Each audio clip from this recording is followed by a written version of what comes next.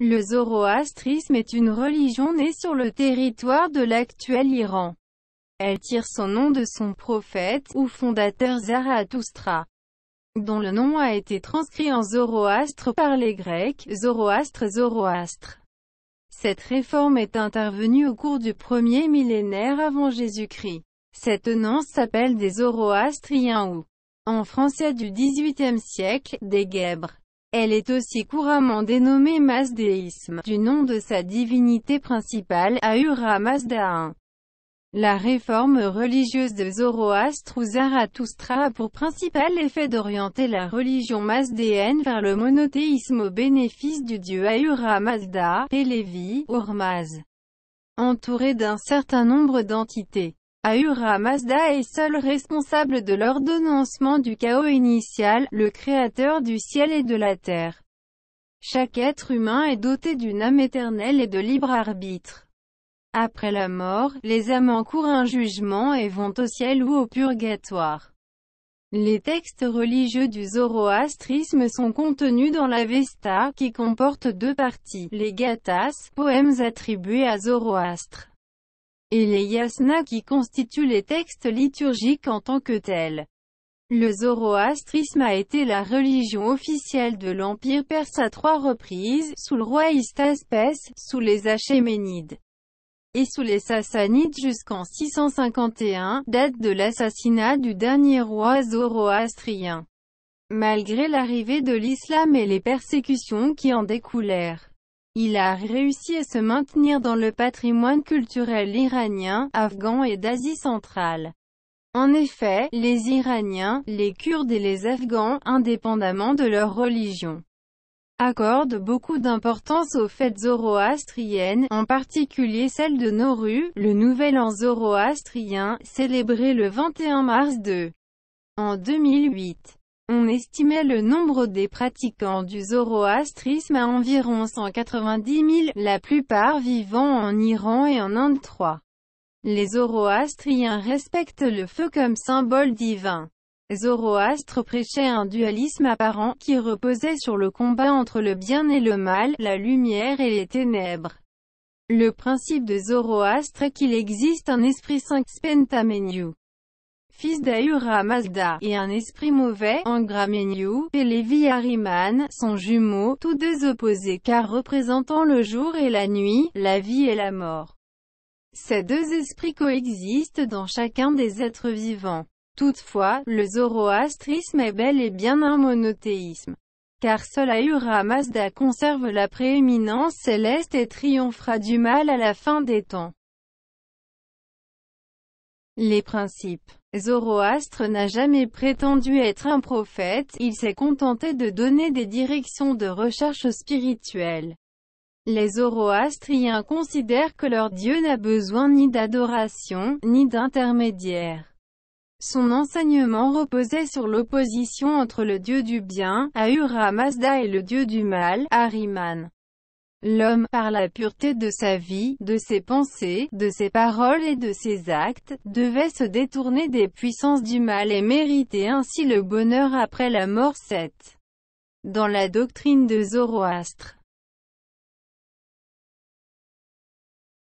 chaque personne répond de ses actes en vertu de la nature de son fravar, l'équivalent du karma hindouiste. La doctrine se résume en une maxime, Umata, Ukta, Uvarshta, bonne pensée, bonne parole, bonne action. Zoroastre a condamné les rites et les sacrifices traditionnels offerts aux dieux par les Perses, mais il a gardé la tradition du culte du feu. Il s'était rendu compte que toute l'évolution du monde était basée sur l'action et la réaction, donc la réponse à toute attitude charitable lui parut être la bonne action. Si en société, les gens s'adonnent à la bonté, ils ne récolteront que la bonté, et s'ils se livrent à la méchanceté, ils seront envahis par le mal.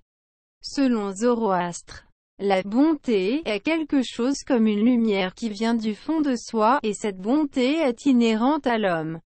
Il y a en tout homme deux tendances, l'une qui le porte au bien, l'autre qui le porte au mal. Ce que propose Zoroastre, c'est de toujours choisir le côté du bien, et cela se fait par une constante dialectique. Il est bien dit que c'est l'homme qui choisit, sans obligation, et que celui qui remplit sa responsabilité pleine et entière envers les autres est un Saoshyant, mais aussi que le monde ne comporte qu'une voie, celle de la droiture. Zoroastre a nommé son dieu Ahura Mazda, force créatrice du monde et des 4 éléments, l'eau, la terre, le feu et l'air. Éléments que les zoroastriens vénèrent et respectent au plus haut point puisque venant du dieu. Il a aussi créé l'homme en lui donnant son libre arbitre afin qu'il puisse toujours choisir ce qu'il a à faire entre le bien et le mal. Tout homme est l'ouvrier du Dieu pour faire évoluer le monde.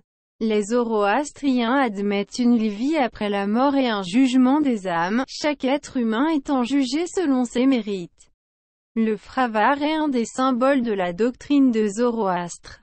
C'est l'esprit de l'homme préexistant à sa naissance et qui perdurera après sa mort et il ne peut se substituer à ce Dieu. Si les bonnes actions l'emportent sur les mauvaises, l'âme va dans la maison des champs par un pont au-delà duquel l'attend le Seigneur de la lumière. Dans le cas contraire, il s'agit d'un voyage jusqu'à la maison du Drouge. La maison des champs, le paradis, est éternelle, mais pas la maison du Drouge, l'enfer, dont la durée est limitée, Gathas, Yasna 30/11. Ainsi, comme le dit le Yasna 30/11. Après le temps effectué dans la maison du Drouge qui n'est pas précisé, tous les êtres punis vont au paradis. Un autre thème important du zoroastrisme est donc la promesse d'une vie éternelle après la mort, où les âmes seront départagées lors de la traversée du pont de Shinva, et finissent soit dans la maison du Drouge soit dans la maison des champs. La notion de résurrection existe. Celle-ci survient à la fin des temps avec l'avènement du Saoshyant, qui rétablira la justice par une régénération du monde. Les interprétations concernant le Saoshyant sont nombreuses. Nombre de spécialistes suggèrent que n'importe quel homme ou femme, de qualité excellente, apportant un très grand bien à la terre peut être qualifié de Saoshyant, alors que d'autres, notamment des traditionalistes par exemple Parsi, affirment que les Saoshyants sont choisis expressément par Ahura Mazda pour raviver son culte avant la conversion finale. L'humanité se convertirait au zoroastrisme par décret divin, interprétation principalement issue de la communauté Parsi.